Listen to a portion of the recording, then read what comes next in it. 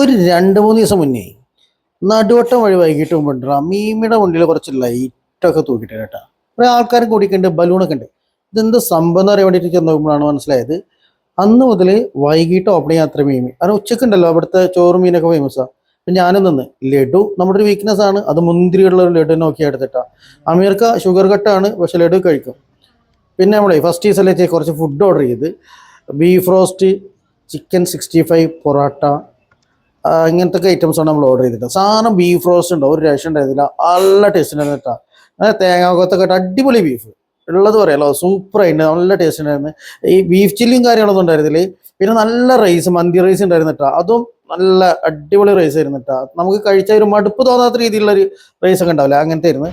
നിസാർക്ക് ഉണ്ടായിരുന്നു നമ്മളപ്പം. പിന്നെ നമ്മളവിടുത്തെ special ഇഫ chicken പറഞ്ഞിട്ടാ, ഇഫ ചിക്കൻ നല്ല ക്രീമി. നമ്മൾ ഇഫ ചിക്കൻ ഞാൻ പെരുന്തമണ്ണെന്ന് കഴിച്ചിട്ടുണ്ട്, അവിടെ ഭയങ്കര മധുരമായിരുന്നു കേട്ടോ. അത് അത്ര മധുരമല്ല, ലൈറ്റ് ആയിട്ടുള്ളൊരു മധുരം, പക്ഷെ രസം ഉണ്ടായിരുന്നു. ആ ക്രീമി ടേസ്റ്റും അതൊക്കെ കൂടിയിട്ട് ഇഫ ചിക്കൻ എല്ലാവർക്കും ഭയങ്കര ഇഷ്ടമായി.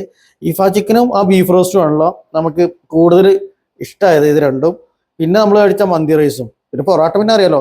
പിന്നെ ഇതൊക്കെ നമ്മൾ കഴിച്ചിട്ട് ഇഷ്ടമായപ്പോൾ അമീർക്ക് എന്ത് ചെയ്യുന്നത്, വൈകിട്ട് ഫാമിലി ആയിട്ട് വന്നു. ഞാനപ്പോൾ അതിൻ്റെ കൂടെ വീണ്ടും കയറി ഇരുന്നിട്ടാ, എന്തിനാ വെറുതെ കിട്ടുന്ന ഫുഡ് കളയുന്ന വെച്ചിട്ട്. അപ്പോൾ 2 വട്ടം കഴിച്ചു. ഇവിടെ ഇനി ഫിഷിൻ്റെ അൽഫാമ് കാര്യങ്ങളൊക്കെ വരേണ്ടതൊക്കെ പറയുന്നുണ്ട്, ഫിഷിൻ്റെ കുറച്ച് വെറൈറ്റീസ് ഒക്കെ.